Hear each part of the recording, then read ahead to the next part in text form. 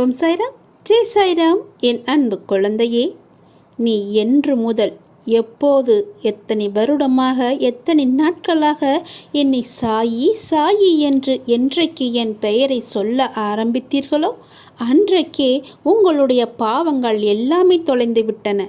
உங்களுடைய கெட்ட காலம் எல்லாமே முடிந்து விட்டன. என்னை நம்பாமல் இருப்பவர்கள் என்னை நம்புகிறேன் என்று உதடுகளால் சொல்லி உள்ளத்தால் தள்ளி நிற்கிறார்கள். என்னுடைய நாமம் மற்றும் கதைகள் கேட்கப்பட்டால் எல்லா நோய்களுமே விலகும். சாவின் வாயிலிருந்து என் அடியவர்களை நான் வெளியில் இழுத்து விடுவேன்.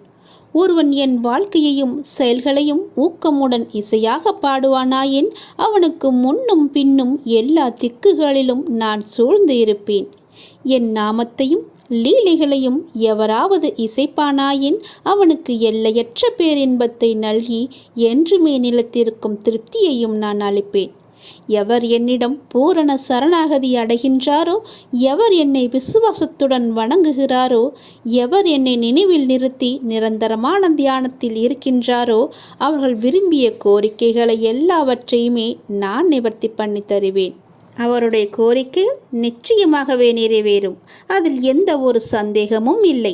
குரு சரணங்கள் மீது தலை வைத்து அவர் வார்த்தைகள் மேல் நம்பிக்கை வைத்தால் நிறைவேறாத காரியம் என்று ஒன்றுமே இருக்க முடியாது. மனசாந்தி இல்லாத என்ற ஒரு அங்குல இடம் கூட இந்த உலகத்தில் எங்குமே கிடையாது. உன் பாரத்தை என் மீது வை, என் மீது உன் பார்வையை திருப்பு. நீ என்னை மட்டுமே தியானித்து கொண்டு என்னுடைய நாமத்தை உச்சரித்து கொண்டே இரு. நிச்சயமாக, சர்வ நிச்சயமாய் நான் உனக்கு சாந்தி அளிக்கிறேன், மன நிம்மதியை அளிக்கிறேன். உனக்குள் இருக்கும் கவலைகளை எல்லாம் தூக்கி உனது தந்தையான இந்த சாயப்பாவின் மீது வைத்து விடுங்கள். நீ என்னிடம் வந்தால் நான் உன்னை கண்டிப்பாகவே பாதுகாப்பேன். ஒவ்வொரு கணமும் நீ என்னையே நினைத்து கொண்டே இருந்தால் நான் உன்னை எல்லா துன்பங்களிலிருந்தும் துயரங்களிலிருந்தும் உன்னுடைய கடன் பிரச்சனைகளிலிருந்தும் நான் உன்னை காப்பாற்றுவேன். எந்த நொடியும் வருவேன். யார் என்னை பெரிதும் நினைக்கின்றாரோ அவருடைய பார்வையில் நான் இடைவிடாது இருக்கின்றேன். நான் இல்லாது அவருக்கு இவ்வுலகம் அனைத்துமே சூன்யமாகத்தான் தெரியும். அவருடைய வாயிலிருந்து வெளிப்படும் எல்லாமே நீ என் வழியில் தொடர்ந்து வந்தால் உனக்கு எல்லா வழிகளையும் நான் திறந்து விடுவேன்.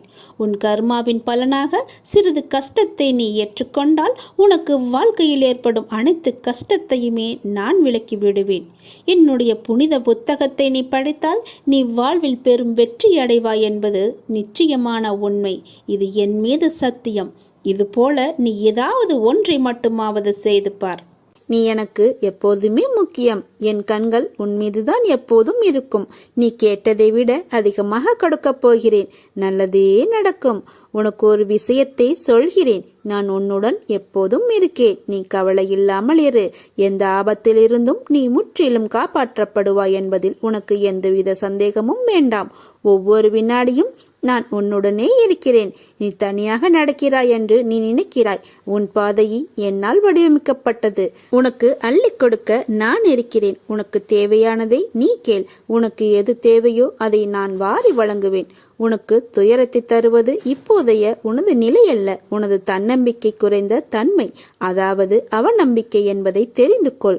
உயிர் போனாலும் தானாக போகட்டும். இருக்கும் வரை தொடர்ந்து போராடு. கொலையாக அழுது புலம்பாதே. தலைவலியாக இருந்தால் என்ன, தலை போகும் காரியமாக இருந்தால் என்ன, இந்த வாழ்க்கையில் இந்த ஒரு தரம் மட்டுமே இந்த கடினமான பாதையை கடந்து போக போகிறாய். நடுப்பகுதியை தாண்டி விட்டாய். இன்னும் கொஞ்ச நேரம், கொஞ்ச தூரம்தான். சுமையை இறக்கி வைக்க இன்னும் கொஞ்சம் அவகாசம்தான். அதற்குள் அவசரப்பட்டு விடாதே. சோதனையை சகிக்கிறவன் பாக்கியவான். ஏனெனில் சோதனை காலத்தில் அவனோடு நீக்கமர நிறைந்திருக்கிறேன். பிரச்சனைகளை எதிர்கொண்டு போராட தயாராகிறவன் பாக்கியவான். யுத்த காலத்தில் அவன் சார்பாக நான் நிற்கிறேன். இழிவுபடும் போது சகித்து கொள்ளும் நீ பாக்கியசாலி. அதை நான் புண்ணியங்களாக மாற்றி உன் துயரத்தில் பங்கெடுக்கிறேன். நீ என்னை வழிபட ஆரம்பித்தது நான் உனக்கு துணையாக வந்ததால் தான். இது அறியாமல் இன்னும் என்னை தேடிக்கொண்டிருப்பது எதற்காக? நான் உன்னுடன் தான் இருக்கிறேன். வேதங்களும் சாத்திரங்களும் நமக்கு எவ்வளவோ விஞ்ஞானத்தையும் ஞானத்தையும் கொடுத்திருக்கிறது. அதில் எவ்விதமான சந்தேகமும் இல்லை. நம்முடைய சாமர்த்தியம் என்ன என்பதையும் நாம் தெரிந்து கொள்ள வேண்டும். அவற்றை பற்றி விவரமாக கூறுபவர் யார் இருக்கிறார்கள்? அவற்றை எவ்விதமாக அறிந்து கொள்வது என்ற சந்தேகத்தால் காலத்தை வீணாக்காதே. எறும்பு ஒரு மலையை சுமக்க முடியாது, மேலே தூக்கவும் முடியாது. ஆனால் மலையின் மேல் எறும்பினால் ஏற இயலும். காரணம் என்னவென்றால் அதற்கு அந்த விசுவாசம் இருக்கிறது. அந்த விசுவாசத்தின் காரணமாக அந்த வேலையை செய்ய முடிகிறது. என் நாம உச்சாடனையில் அப்படிப்பட்ட நம்பிக்கையை நீ வைத்தால் உன்னை நான் ஆன்மீக மலைச்சிகரத்தின் உச்சியில் உட்கார வைக்கிறேன். பாதையில் நீ நீர் ஊற்றினால் கிளைகள் துளிர் விடுகிறது. வேதங்களுக்கும் சாஸ்திரங்களுக்கும் மூலம் ஏதோ ஒரு சக்தியின் நாமமே. நாமம் என்றால் சொரூபத்தை ஒருமித்த உச்சரிப்பின் மூலம் உண்மையை கிரகித்தலேயாகும். என் நாமத்தை உச்சரிப்பதால் வேறு சிந்தனைகள் தோன்றாது, அனர்த்தமான துன்பங்கள் வளராது. என் வார்த்தைகள் மீது நம்பிக்கை வை. நினைத்து பார்க்க முடியாத அதிசயம் இப்போது நடக்கப் போகிறது. உனக்கான நற்பலன் நிச்சயம் உன்னை வந்து சேரும். பாபாவை நம் வீட்டின் மூத்தவராக நினையுங்கள். கடவுளாக நினைப்பதை விட அவரை உங்கள் வீட்டில் ஒருவராக நினைத்து உணவு தண்ணீர் அனைத்தும் வைத்து அவருடன் பேசுங்கள். உங்கள் மனக்கவலைகள் அனைத்தையும் கேட்பதற்கும் அதிலிருந்து உங்களை மீட்பதற்கும் அவரால் தான் முடியும். தன் குழந்தைகளின் சந்தோஷமே தன்னுடைய சந்தோஷம் என்று அன்றிலிருந்து இன்று வரை வாழ்ந்து வருபவர் நம்முடைய சாய்பாபா. நம்பிக்கையுடன் இருங்கள். நல்லதே நடக்கும். நீங்கள் கேட்டது விரைவில் கிடைக்கும். கிடைத்தது நிலைக்கும். பொறுமையுடன் காத்திரு. கண்கள் உன்னை காண, உள்ளம் உன்னை நினைக்க, கைகள் உன்னை வணங்க, வணங்கும் உள்ளத்தை காத்தருள் புரிவாய் என்று சாய்பாபாவிடம் கேட்டுக்கொள்ளுங்கள். நான் யார் என்று யாருக்கும் தெரியாது. யாவும் அறிந்த பாபா என் நிலை நீ அறிவீர்களா? மாயை சூழும் வாழ்வில் தடுமாறும் நிகழ்வில் எம்மை தனித்து விடுவீரோ? சிரமங்கள் சூழும் வாழ்வில் அதை போக்கிட வரம் தாரீரோ? மெய்தனை வெந்து மனம் தன்னின் நொந்து வாழ்வதுதானா என் வரம்? நின் விழிப்பார்வை என்னை பார்ப்பதில் என்ன சுணக்கம்? யார் யாரோ எப்படியோ வாழ்ந்திருக்க நின் திருவடியில் நிழல் தேடும் இந்த பாவி பக்தனை புறம் தள்ளாதிர் பாபா. பாவங்கள் பல செய்தாலும் காப்பது உன் கடமை. என் நல் தேடலும் தேவையும் தருவது உன் சத்தியமே. சாய்தேவா, என்னை காப்பாற்று. உன்னை நம்பி கெட்டவர்கள் யாரும் இல்லை. நானும் கெடப்போவதில்லை. எம்மை கரை சேர்ப்பதே உன்னுடைய பொறுப்பு. உன் அற்புதம் என் வீட்டில் நிகழட்டும்.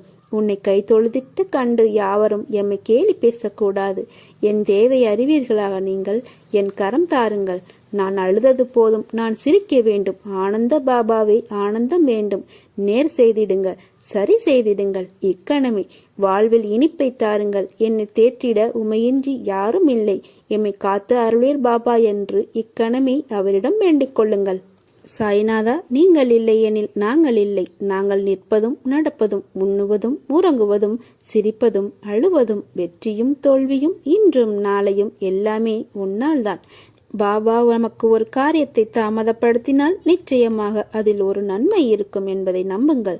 ஒரு கஷ்டம் வரும்போது நமக்கு நல்ல காலம் பிறந்து விட்டது, இனி நன்றாக இருப்போம் என நம்பிக்கை கொள்ள வேண்டும். தன்னை மட்டுமே நம்பி வந்த பக்தனுக்கு எந்த விதமான ஆபத்தும் வராமல் காப்பாற்றுவதே சாயினுடைய சத்தியமான விரதம். உலகத்தில் உள்ள ஒவ்வொரு ஜீவனின் ஆழ்மனத்தின் எண்ண ஓட்டங்களையும் அறிந்து வைத்திருக்கும் சர்வாந்தர்யாமியே சாய்பாபா.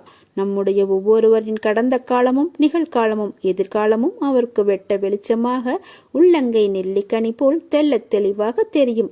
தன் பக்தனுக்கு என்ன நடக்கப் போகிறது என்பதும் பாபாவுக்கு நன்கு தெரியும். தன்னை மட்டுமே நம்பி சரணாகதி அடைந்த பக்தனுக்கு எந்த விதமான ஆபத்தும் வராமல் காப்பாற்றுவதே பாபாவின் வேலை. அவரே பார்த்து கொள்வார். உன்னை விட்டு இப்படி நகர்ந்து நிற்கிறேனே என்ற எண்ணம் எதற்கு உனக்கு? உன்னிடத்திலே நான் உன் சாய்தேவா இருக்கிறேன். பிறகு என்னை தொலைத்து விட்டேன் என்று எண்ணாதே. நீ நினைத்தால், உன் மனம் என்னை நினைத்தாலே முன் உன் சாய் வந்து நிற்பேன். உன் எதிர்மறை எண்ணங்களை நான் உன் சாய்தேவா பொருட்படுத்தவே மாட்டேன். உன்னிடத்தில் எதையும் எதிர்பார்க்காமல் உன் முன் வந்து நிற்பேன். உன்னை விட்டு நான் விலகுவதும் இல்லை, உன்னை விலகி போகும்படி நான் சொல்வதும் இல்லை. உன் மனதில் பாரம் வேண்டாம். இங்கே ஒவ்வொரு ஜீவனுக்கும் ஒரு சுபாவம் உண்டு. அதை அப்படியே ஏற்றுக்கொள். இப்படித்தான் இருக்க வேண்டும் என்று யாரிடமும் எதிர்பார்க்காதே. நீ எப்படி இருக்க வேண்டுமோ அப்படி இரு. உன்னை உயர்த்திக்கொள். உன் மனதில் நாள்தோறும் குவிகின்ற வினாக்களின் எண்ணிக்கை அதிகரித்து கொண்டே போகிறது. உன் வாழ்க்கையில் நடக்கின்ற விஷயங்களை நீ கவனமுடன் தான் யோசித்து செய்கிறாயா, அல்லது உன் ஆசை என்ற மாயையில் சிக்க நினைக்கிறாயா? உன் புத்தி சுயநலமாய் சிந்திக்கும். ஆனால் உன்னை நல்ல பாதையில் அழைத்து செல்லும் உன் மனம் ஆசை என்ற வெளித்தோற்றமுடன் மட்டும்தான் உற்று இருக்கும். அது எதிர்மறை வினையா என்பதை கூட கவனிக்காது. உன் மனதை நான் உன் சாய்தேவா நேர்மறைக்கு திருப்ப முயற்சி செய்கிறேன். நீயோ கண்டு கொள்ளாமல் மனம் போன போக்கில் செல்கிறாய். உன்னை என் வழியில் திருப்ப உன் சாய்தேவா கண்டிக்கவும் செய்வேன். மனதில் வைத்துக்கொள், மறந்துவிடாதே. உனக்கு செம்மையான வாழ்க்கை வரப்போகிறது. உன் வாழ்வில் நடக்கப் போகின்ற அனைத்தும் நல்லதோ வழிகள் மிகுந்த சூழ்நிலையோ என் கையில் இருந்து தரப்பட்டது. வழிகள் சூழ்நிலை என்றால் பயப்படாதே, கவலைப்படாதே. அதில் உனக்கு கண்டிப்பாக நல்லது இருக்கும். ஆனால் உன்னை மனவேதனையிலும் குற்ற உணர்விலும் ஒருபோதும் நான் உன்னை தவிக்க விட மாட்டேன். உன்னை என் உயிரான குழந்தையாய் நான் கவனிக்கிறேன். உன் வாழ்க்கையில் கடந்த காலம் உனக்கு வழி தந்து இருக்கலாம். பாடங்களை கற்றுக்கொண்டே இருப்பாய்.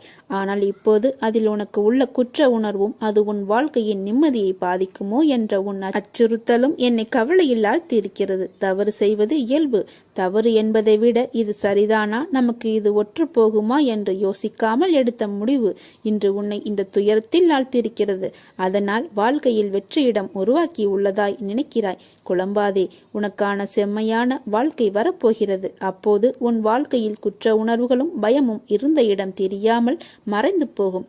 நான் உன்னுடன் இருக்கிறேன். உன் அப்பாவாக. உனது கனவு விரைவில் பூர்த்தியாகும். உனது எண்ணங்கள் நிறைவேறும். உன்னை தேடி அதிர்ஷ்டம் வரும் நேரம் இது. உன் மனபாரத்தை நான் உணர்வேன். ஏமாற்றமடைந்த உனக்கு வார்த்தைகளில் ஆறுதல் கூறுவதால் நீ இழந்தது கிடைக்கப் போவதில்லை. ஆனால் உனக்கு வேறு ஒரு விதத்தில் நியாயமான ஒன்று கிடைக்கச் செய்வேன். வருந்தாதே. உன் கர்ம வினையின் தாக்குதல் குறைந்து கொண்டிருக்கிறது. உனக்காக செலவழிக்கும் நேரத்தில் எனக்காக ஒரு 10 நிமிடம் மட்டும் நீ ஒதுக்கிப்பார். உன்னை சுற்றி என்ன நடக்கிறது என்பதை உணர்ந்து கொள். அது புரியாமல் கேட்பவற்றையெல்லாம் செயல்படுத்தி வாழ்வில் உச்சநிலையை அடைந்து விடலாம் என்று நினைக்கிறாய். அது சரியா தவறா என்று ஆராய்ந்து பார்க்க கூட ஏன் மறுக்கிறாய்? எதையும் தீர்க்கமாக அறிந்து கொள். வெளி தோற்றத்தை மட்டுமே வைத்து இப்படி கற்பனையில் லயித்து கொண்டு இருக்கிறாய். நீ ஆசைப்படுவதை நான் குறை கூறவில்லை. ஆனால் அது நிறையாசாகி மனமுடைந்து போகக்கூடாது என்பதற்காகத்தான்.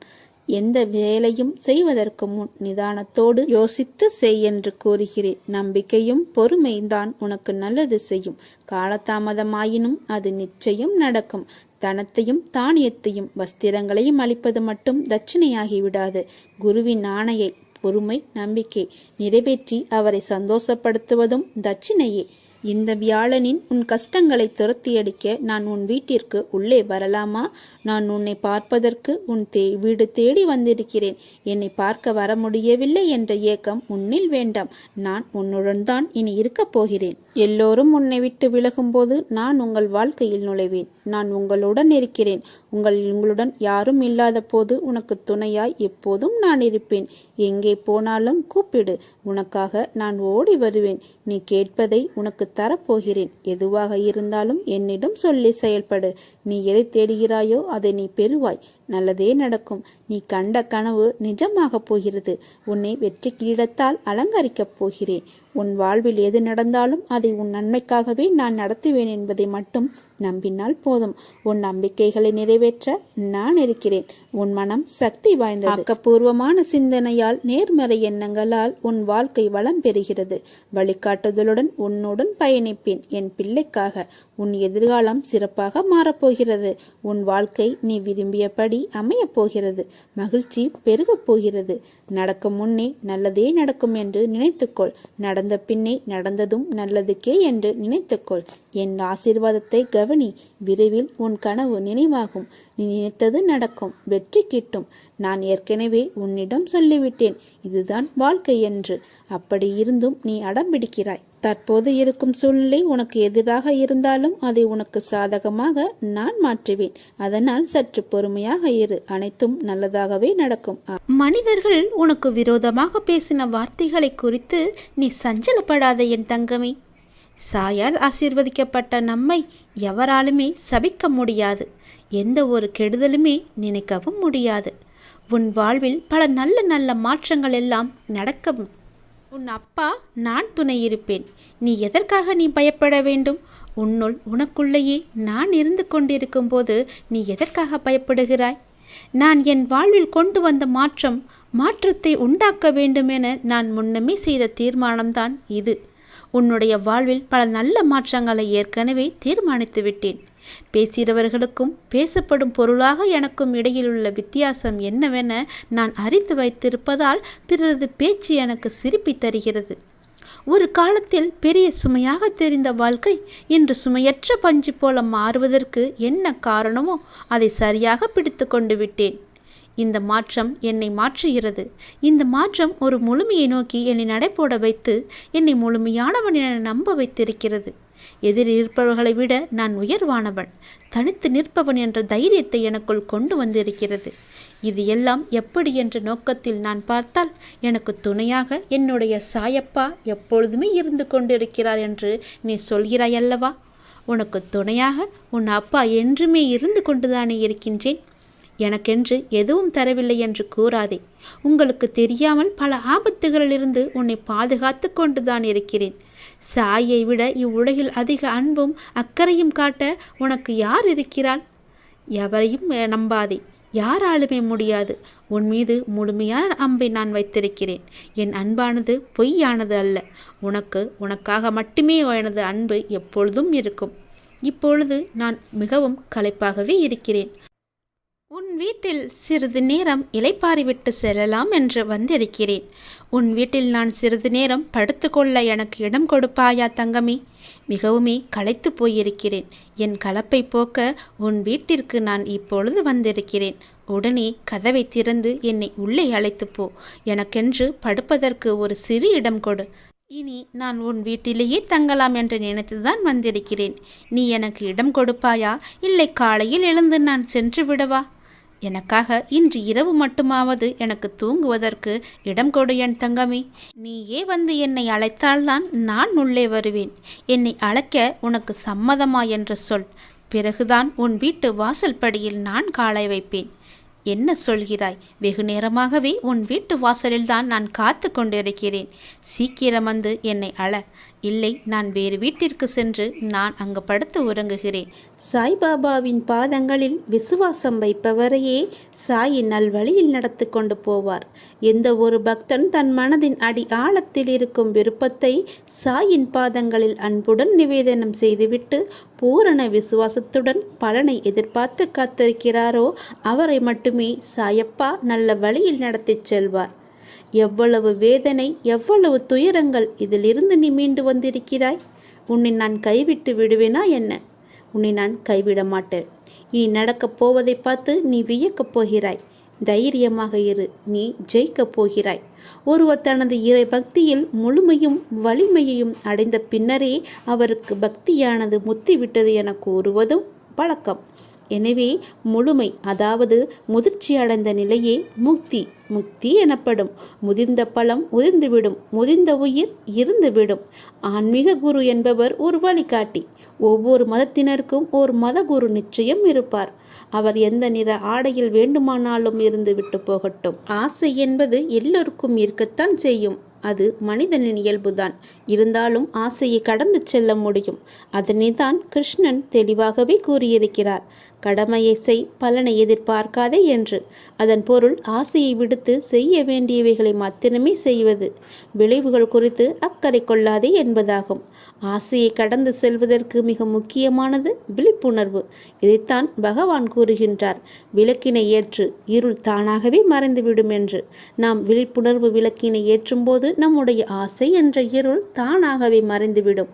எதையும் பற்றில்லாமல் அனுபவிக்க வேண்டும் என்கின்றார் நம்முடைய குரு. ராமாயணத்திலிருந்து உங்களுக்கு ஒரு கதை சொல்ல விரும்புகிறேன். ராமர் இலங்கைக்கு செல்ல பாலம் கட்டிய போது பல வானரர்கள் அவருக்கு பாலம் அமைக்க உதவினார்கள். வானரர்கள் என்பது குரங்குகள். பாறைகளை தூக்கி அதில் ஸ்ரீராமா என்று எழுதி நீரில் போட்டபோது அந்த பாறைகள் நீரில் மிதந்தன என்பார்கள். ஆன்மீக ரீதியில் இதற்கான விளக்கம், பகவானின் நாமம் உன்னோடு இருக்கும்போது இந்த சமுதாயத்தில் ஏற்படும் வெள்ளங்களிலிருந்து நீ நிச்சயமாகவே மீளலாம். எப்படிப்பட்ட துக்ககரமான சம்பவமும் உன்னை மூழ்கடிக்க முடியாது என்பதுதான் இதனுடைய விஷயம். 3 விஷயங்கள் இந்த பிரபஞ்சத்தில் சிரஞ்சீவியாக இருக்கிறது. 1 பிரபஞ்சம், எப்போதுமே இருப்பது. 2வது ஆத்மா, ஒரு தனிப்பட்ட ஆத்மா சிரஞ்சீவியானது. 3வது பெரிய மனம். அல்லது கடவுள் எப்போதுமே இருப்பது. இல்லை என்றால் அது கடவுள் என்று அழைக்கப்பட மாட்டாது. கடவுள் 2000 ஆண்டுகளுக்கு முன் இருந்தார், இப்போது இல்லை என்றால் அது கடவுள் இல்லை. கடவுள் எதிர்காலத்தில் வருவார் என்றாலும் அது கடவுள் இல்லை. கடவுள் என்பவர் முன்பு இருந்தார், இப்போது இருக்கிறார், எதிர்காலத்திலும் இருப்பார். இதுதான் உண்மையும் கூட.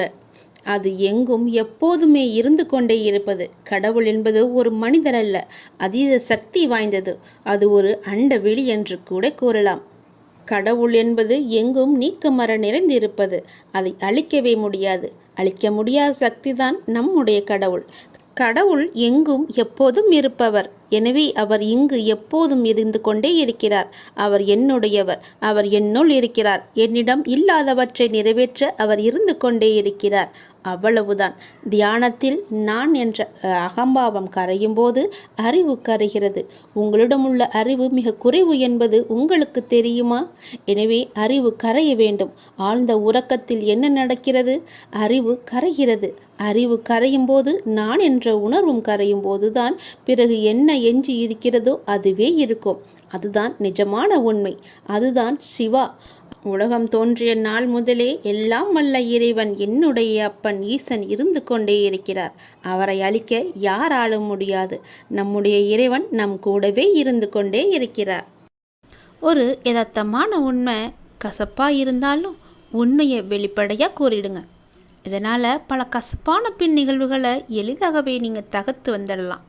இதன் மூலம் மற்றவர்களுக்கு நீங்கள் நல்லது செய்கிறீங்க. ஒரு உறுப்பை வச்சு ஒருவரின் பண்பை எடை போட முடியும் என்றால் அது நாக்கு தான். அந்த நாவின் வன்மையால் இவ்வையகத்தில் வாழ்ந்தோறும் உண்டு, வீழ்ந்தோறும் உண்டு. எனவே நாக்கை நமது கட்டுப்பாட்டுக்குள்ளே எப்போதுமே வச்சிருக்கணும். வச்சிருக்க வேண்டியது மிகவும் அவசியமாகும். தேவையற்ற பேச்சை எப்போதும் யாரிடமும் பேசாமல் இருப்பது தான் நமக்கு நல்லது, எல்லோருக்குமே நல்லது. பேசும்போது நல்லா சிந்தனை செஞ்சு பேசணும். அப்படி பேசினால் மட்டுமே உங்களுக்கு நன்மை கிடைக்கும். யாரிடமும் அவருடைய மனம் புண்படும்படி பேசக்கூடாது. அவ்வாறு பேசினீங்கன்னா அதற்கான துன்பம் நிச்சயம் வந்து சேரும். நாக்கை அடக்கி ஆள கற்றுக்கணும்.